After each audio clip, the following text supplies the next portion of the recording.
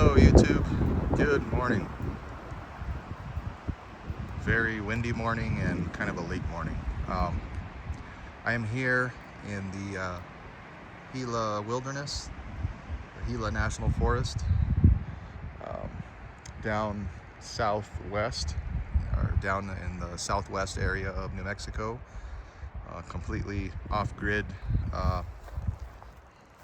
camping spot. So it's hunting season, so this is a big spot for the hunters. The road is right there. I believe it's 94. Close, but not too close. And that goes to Apache Creek. So I was over there a couple of years ago. You can see over there.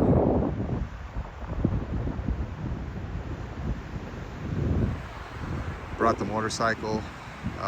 Sorry about the wind, it is windy here.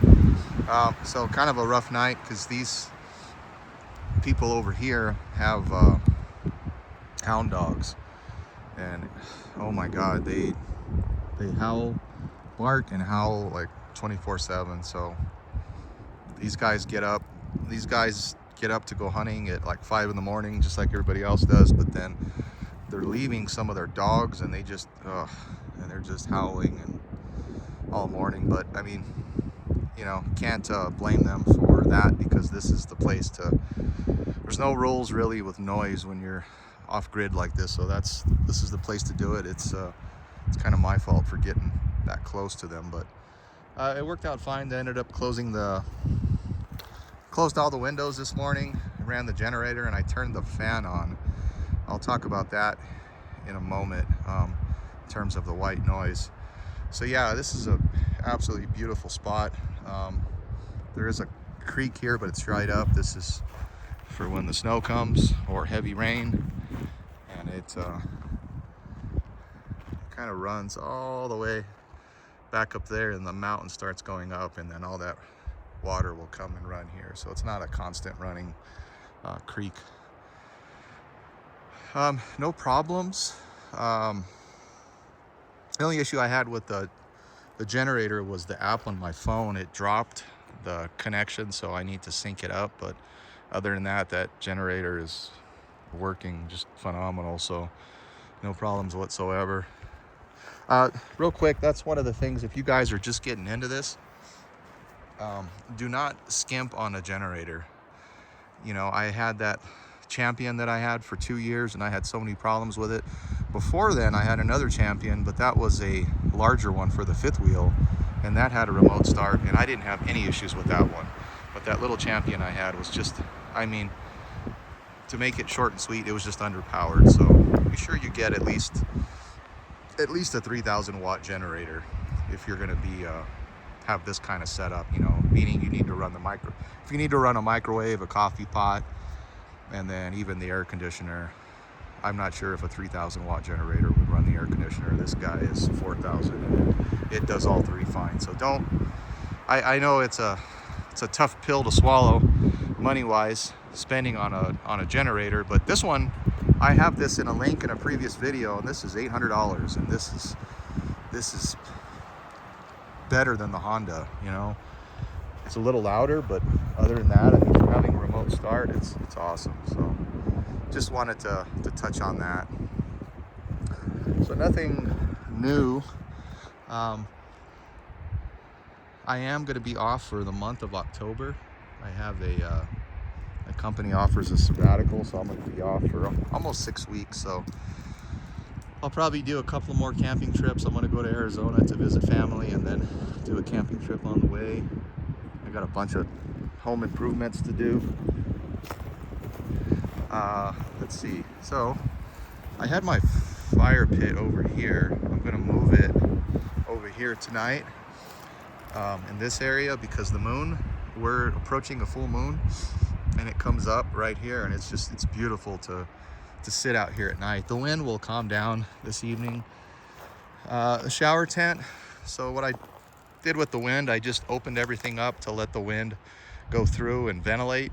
That seems to be helping. As you could see, it's a really, really pretty area over here. So I've hiked over that pass. When I was here last time, there's not really anything to see.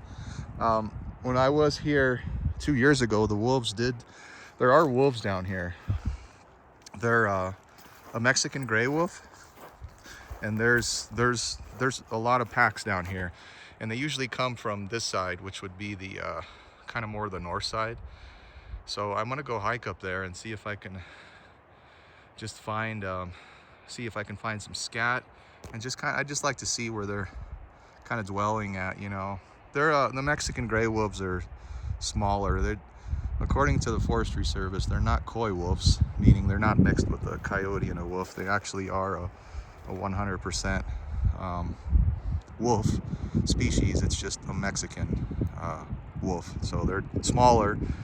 They're not like timber wolves. But anyways, they came really, really close to my campsite 2 years ago when I was here. And I captured a small little audio of it, but no video, because it was like, geez, at 11 o'clock at night, and they kind of caught me off guard. And him being a hybrid, he was freaked out. I don't think he's ever seen or heard wolves. You know, he hasn't. I'm trying to think if he's been to. There's a wolf sanctuary. No, he has been over there, but kind of freaked him out. You know, he is part wolf, but he's domesticated. So I'm gonna hike over there today to see if I can just see where they, you know, look for rock formations. That's where they usually like to set up their dens, and you know, they're not gonna bother a human. They're gonna stay away from. Now, if I got like to approach a timber wolf pack, you know, that would be different. But these guys are small and skittish, and yeah. So anyways, back to the campsite here. So it is first week of October, so it's actually balloon fiesta right now. And for as windy as it is down here, I'm guessing the balloons did not go up this morning. I'm gonna send a message to my wife here on my satellite phone to see how things are looking down there. So the trees, I know I'm a pretty good woodworker. I used to do a lot of woodworking, so I like wood, I like trees. So they're starting to change colors, but not that much, like driving in here. But I wanted to point out the oaks. These are Gamble oaks, native to New Mexico. And you can see how they stand out and look a lot different, right, than the pine trees.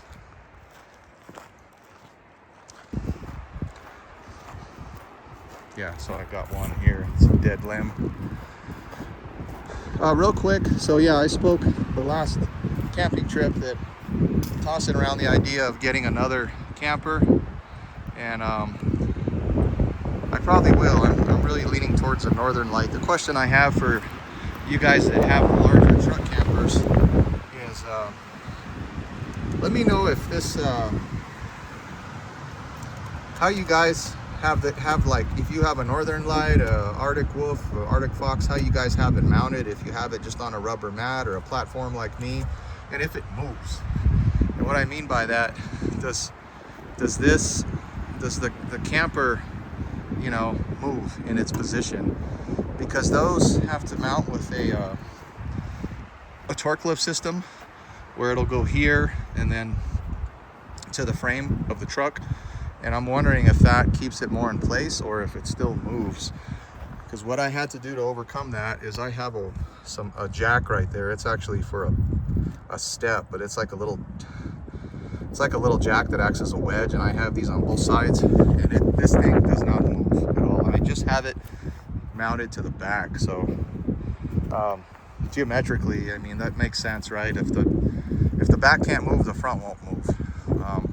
But you know, this seems to be the lighter area of the truck, you know, because of the cab. So I mean, it works like a charm. This thing does not move. Nothing new inside. Same old in here. You can see how windy it is now. You guys could probably hear me talking more. Nothing new in here. Oh, so when it did get noisy with the those hound dogs, I ran the generator, and then I just turned the fan on. I think I'm zoomed too far. Hang on a second. I turned the fan on here, and between this white noise and the generator, it was perfect. I can't hear anything. And I did the same thing when I was at the other campground, because like at 7 in the morning, I had the windows open, and there people camped next to me, their kids woke up and they were screaming and just playing, right? But it's hard to sleep like that. So I closed all the windows, turned the generator on, and I just put the fan on, and that white noise was perfect. And that's a good tip. But this guy only runs off of 110. I thought the fan would run off of battery, but it doesn't. So you have to run the generator. But the generator just adds more white noise, which is nice. Nothing else new in here. As always, questions, tips, suggestions, let me know, guys. Yeah, that wind is just, man, it's just kind of sporadic. Just gonna get some. The truck and camper is very dirty. I did not wash either one from the last camping trip, because I knew that going down this dirt road, it was just gonna get dirty again. So, oh well. When I head to Arizona, I'll probably do more of a domesticated camping, like at an actual campground, so it won't get as dirty, and I'm gonna have it washed before then. So yeah, nothing else, guys. I do want to start bringing my bike again. My little Honda, that thing has been just, I started doing a bunch of mods on it, and I just never I never had the time to put it back together. So I'm going to put it back together on my sabbatical and start bringing it again, because it is really nice to have that just to cruise around on. Or I may I have an old mountain bike that I may rebuild and put back together, or get another one. Yeah, because it'd be nice just to have something, right, to cruise around on when I'm out camping. That way I'm not having to walk everywhere. But yeah, this is actually a absolutely beautiful area here.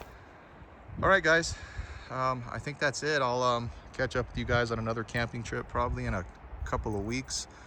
I'm gonna remodel our master bedroom in the next 2 weeks, and then I'll probably head to Arizona for another camping trip and to visit some family. All right, take care, everyone.